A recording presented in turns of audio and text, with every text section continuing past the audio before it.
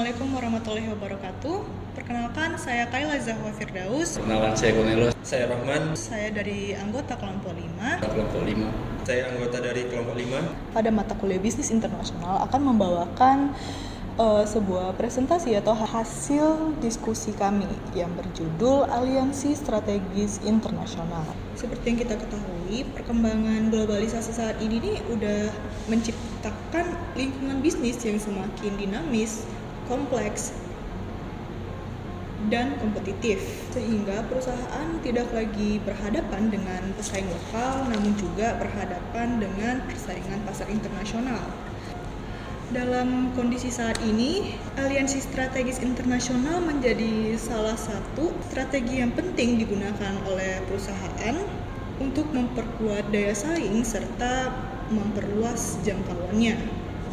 Menurut penelitian, perusahaan meningkatkan kinerjanya melalui 3 hal utama, yaitu inovasi produk, aliansi strategis, dan diversifikasi portofolio, di mana aliansi strategis ini berperan penting dalam memperluas jangkauan.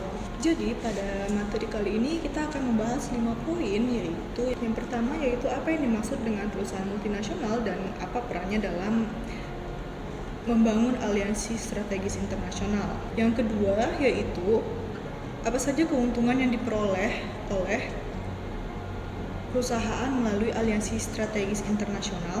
Dan yang ketiga yaitu bagaimana ruang lingkup aliansi strategis. Yang keempat itu ya bagaimana cara implementasinya dalam perusahaan multinasional atau lokal. Nah, yang kelima baru membahas tentang hambatan apa saja yang muncul dalam pelaksanaan aliansi strategi internasional. Kita masuk ke pembahasan pertama. Apa sih perusahaan multinasional itu?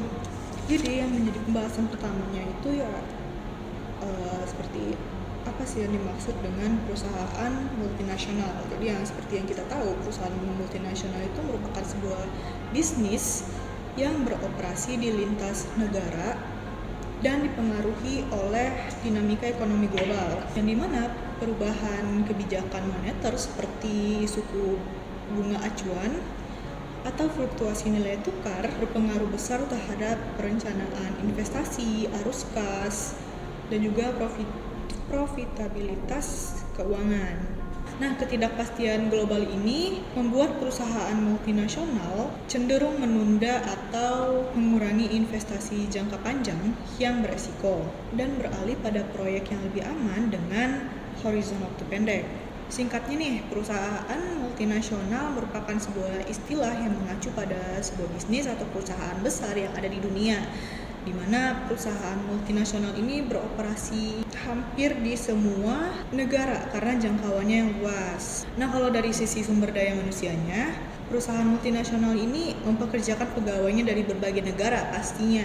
Kalau dari sumber daya manusianya, perusahaan multinasional itu kan biasanya mempekerjakan pegawai dari berbagai lintas negara, di mana suku dan bangsanya itu menjadi tantangan utama bagi perusahaan itu tersendiri ketika sebuah perusahaan tersebut harus menanamkan nilai-nilai perusahaan kepada para pegawainya karena latar belakang mereka yang cenderungnya tuh majemuk atau bercampur. Tantangannya yaitu salah satunya adalah globalisasi, menuntut perusahaan multinasional agar memiliki pola pikir global namun tetap mampu bertindak lokal.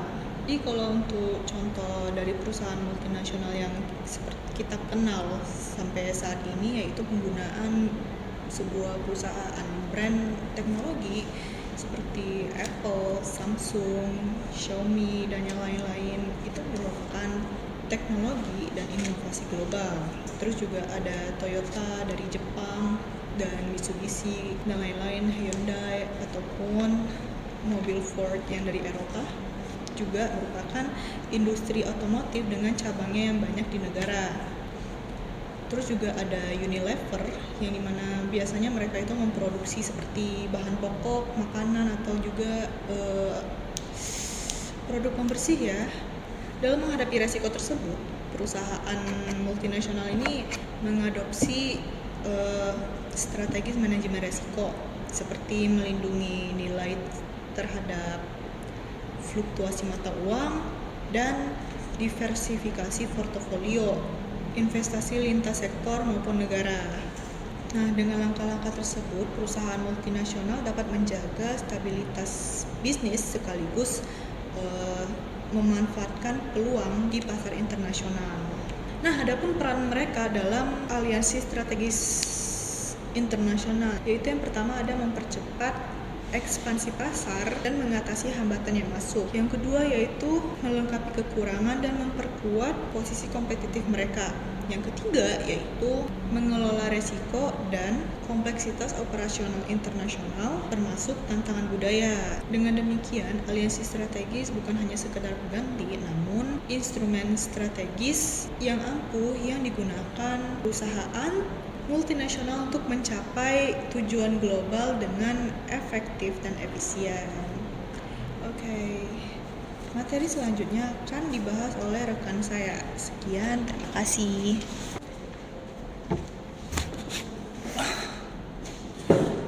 Oke, jadi Assalamualaikum warahmatullahi wabarakatuh. Saya Cornelia dan saya akan menjelaskan bagian dari apa saja keuntungan yang kita dapatkan dari Aliansi Strategi Nasional dan apa saja ruang lingkup yang ada di Aliansi Strategi Nasional itu yang berhubungan dengan bisnis internasional. Yang pertama-tama kita perlu ketahui dulu kalau setiap negara itu memiliki sebuah sumber daya alam atau sumber daya manusia, berbagai macam sumber daya terbatas. Jadi oleh karena itu kita membutuhkan yang namanya kerjasama dari perusahaan-perusahaan yang ada di multinasional atau yang berada di luar negeri. Tujuannya untuk apa? Tujuannya adalah untuk supaya kita itu bisa memenuhi kekurangan dari sumber daya kita miliki.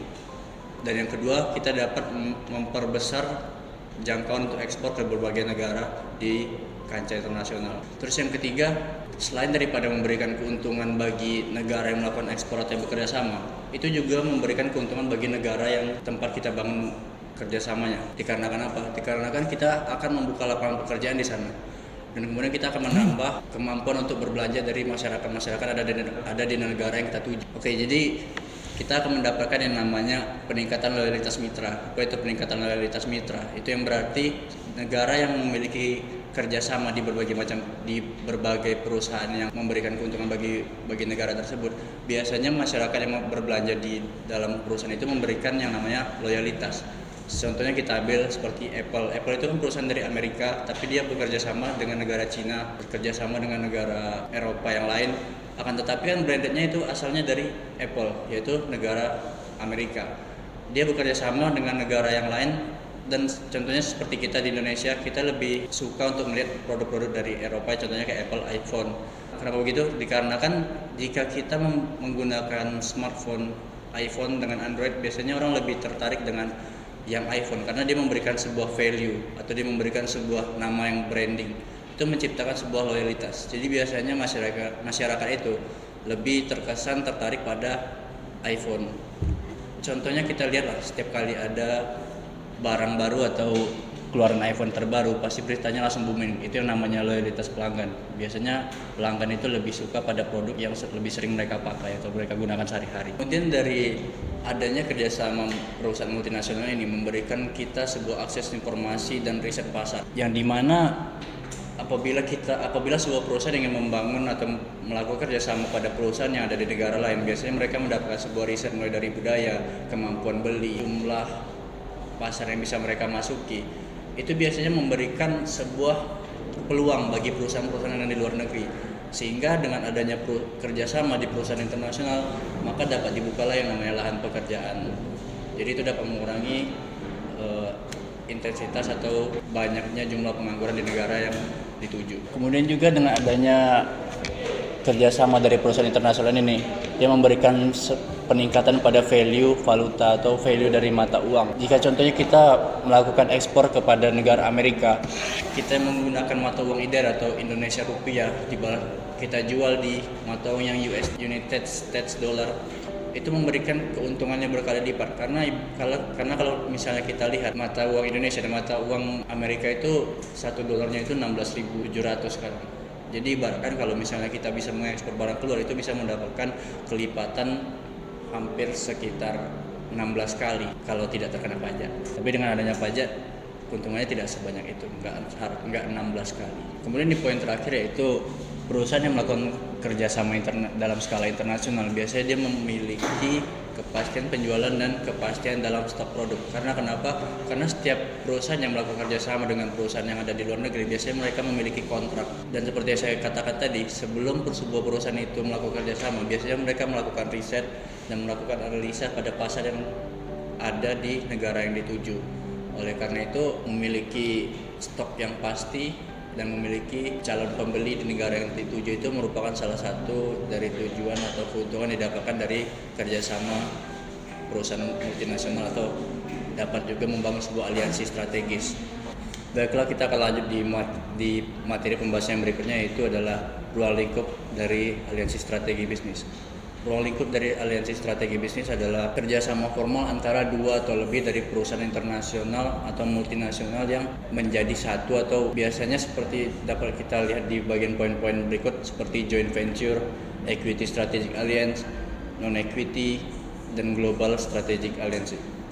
Di bagian joint venture adalah bagian di mana suatu perusahaan bergabung menjadi satu dengan membentuk suatu perusahaan yang baru. Contohnya adalah kita ambil sebuah perusahaan dari Sony dan Ericsson, yaitu Sony berada di bagian perusahaan untuk bagian perusahaan di teknologi, sementara di Ericsson adalah di perusahaan di bidang bagian telekomunikasi. Jadi dengan adanya dua kerjasama dari perusahaan multinasional tersebut, mereka membangun sebuah produk teknologi baru, yaitu smartphone yang bermerek Sony. Poin yang kedua adalah equity sharing strategy, yaitu di mana sebuah perusahaan, di mana dua atau lebih perusahaan yang saling berbagi equity untuk memajukan perusahaan mereka sehingga dapat mudah bersaing di kancah internasional. Contoh dari perusahaan tersebut adalah perusahaan Tesla dan Toyota, di mana perusahaan Toyota itu pernah membeli 50 juta US dollar saham Tesla untuk mengembangkan teknologi listrik dan teknologi yang lebih ramah lingkungan, sehingga mereka melakukan kolaborasi dari perusahaan itu sehingga mereka dapat bersaing di pasar. Seperti yang kita lihat sekarang, di zaman sekarang, orang-orang lebih sering tertarik kepada mobil listrik yang lebih ramah lingkungan dan lebih hemat bahan bakar. Oke, jadi di poin yang berikutnya adalah non-sharing equity strategic, ya di mana dua atau lebih perusahaan atau bisnis yang melakukan kontrak dengan tanpa adanya sharing equity atau tanpa adanya pemberian modal atau pembelian saham. Jadi mereka hanya melakukan sebuah kontrak untuk bekerja sama saja. Contohnya kita dapat lihat adalah Starbucks biasanya berjualan di dalam toko buku atau di dalam mall, atau dia berjualan di dalam Indomaret. Mereka tidak melakukan sharing equity, tetapi keduanya saling memberikan manfaat satu sama lain. Katakan mereka melakukan sebuah simbiosis mutualisme, yang dimana dua perusahaan atau lebih ini memberikan keuntungan kepada perusahaan yang lain tanpa merugikan salah satunya. Kemudian di poin berikutnya adalah global strategic alliance. Perusahaan skala multinasional bahkan pemerintahnya dapat bergabung dalam strategi bisnis yang akan kita bahas di sini. Contohnya adalah Uber dan Spotify. Uber itu kan salah satu bisnis atau salah satu industri yang berada di luar negeri, yaitu perusahaan yang bergerak di bidang seperti taksi. Perusahaan Spotify itu perusahaan pemutar musik secara online, di mana jika seorang penumpang menaiki Uber atau menyewa jasa Uber, maka mereka akan mendapatkan fasilitas gratis untuk mendengarkan musik di Spotify. Seperti yang kita tahu, implementasi itu tidak lain adalah suatu penerapan. Jadi yang kita bahas kali ini implementasi dari aliansi strategis internasional dengan cara seperti melakukan pengembangan strategi. Pengembangan strategi ini ditujukan untuk menyesuaikan dengan kondisi pasar, kondisi lingkungan, kondisi sumber daya pada negara tempat suatu perusahaan antar negara tersebut beraliansi. Karena perusahaan tersebut pastinya berasal dari latar belakang yang berbeda, sumber daya yang berbeda, dan bahasa yang berbeda pula, ataupun mata uang yang berbeda. Baru setelah itu dilakukanlah pemilihan mitra. Pada bagian pemilihan mitra, setiap perusahaan yang melakukan aliansi strategi internasional akan melakukan pemilihan mitra yang sesuai untuk industri atau usaha yang sedang dijalankannya. Jika sudah memiliki mitra yang diinginkan dan sudah memiliki mitra yang sesuai, maka tahap selanjutnya adalah melakukan negosiasi dan penyusunan perjanjian terhadap mitra yang telah ada. pada saat proses negosiasi dan penyusunan perjanjian dilakukan, otomatis perusahaan yang ingin beraliansi satu sama lain mencari sebuah celah untuk sama-sama untung, untuk sama-sama berkembang, dan untuk sama-sama terus menembus di pasar global. Karena pada dasarnya tujuan negosiasi yang dilakukan oleh perusahaan yang hendak melakukan aliansi strategi internasional ini adalah untuk saling menguntungkan. Kemudian setelah melakukan negosiasi dan penyusunan perjanjian, maka tahap selanjutnya adalah strukturalisasi dan operasionalisasi aliansi. Strukturalisasi ini adalah pembentukan struktur pada aliansi yang dilakukan oleh perusahaan yang melakukan aliansi strategi internasional, dan perumusan struktur ini dilakukan oleh keduanya untuk menyesuaikan dengan kondisi yang ada. Setelah semua hal tersebut dilakukan, maka dapat dilakukan penyesuaian pada manajemen dan evaluasi terhadap apa yang telah dilakukan pada tahap-tahapan sebelumnya untuk menerapkan implementasi aliansi strategis internasional tersebut. Maka dari itu, pada saat penyesuaian pada manajemen ini harus benar-benar disesuaikan dengan implementasi yang akan diterapkan pada keberlanjutan aliansi strategi internasional yang dilakukan. Adapun hambatan yang sering dihadapi oleh perusahaan-perusahaan yang melakukan aliansi strategi internasional ini antara lain adalah perbedaan budaya, perbedaan nilai tukar mata uang, dan perbedaan bahasa. Kemudian juga ada hambatan dari regulasi pemerintah. Perbedaan budaya sendiri pasti sangat terjadi sebab suatu perusahaan berkolaborasi dengan perusahaan yang bukan di wilayah asalnya. Tantangan yang dihadapi di sini kebiasaan pekerja, lingkungan pekerja, bahasa yang digunakan pekerja itu sangat susah. Jadi ketika terjadi perbedaan tersebut, itulah yang menjadi penghambat berjalannya implementasi aliansi strategis. Hambatan-hambatan yang menghambat terjadinya aliansi strategis internasional ini juga bisa berbentuk suatu komunikasi yang buruk antar perusahaan. Komunikasi yang buruk tentunya akan menjadi penghambat dilakukannya suatu aliansi strategis antar perusahaan yang berasal dari negara yang berbeda. Kemudian juga ada ketidakseimbangan antara keputusan dan komitmen oleh tiap perusahaan yang ada. Komunikasi yang buruk menjadi salah satu penghambat dari implementasi aliansi strategis internasional. Seringkali terjadi hambatan itu sebab suatu komunikasi yang tidak baik antar perusahaan yang sedang melakukan aliansi strategis internasional. Kemudian ada ketidaksesuaian perjanjian ketika melakukan aliansi strategi internasional tersebut. Ketidaksesuaian ini pastinya menjadi gesekan antar perusahaan sehingga menghambat terjadinya proses aliansi strategis internasional yang baik dan sehat. Dan yang berikutnya adalah perbedaan bahasa dan nilai tukar mata uang.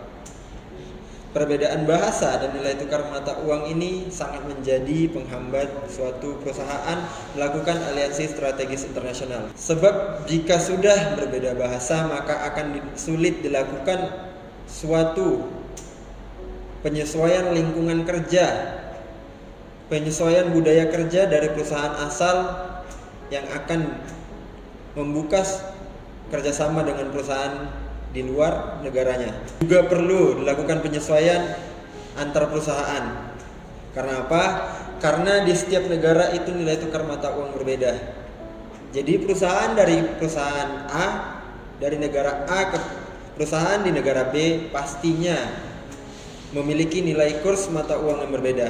Sekian dari kami, saya Rohman. Kami pamit undur diri. Terima kasih. Baiklah, sekian dari kami. Saya Konelo. Saya pamit undur diri. Terima kasih. Sekian dari kami, saya Kaila. Saya pamit undur diri. Terima kasih.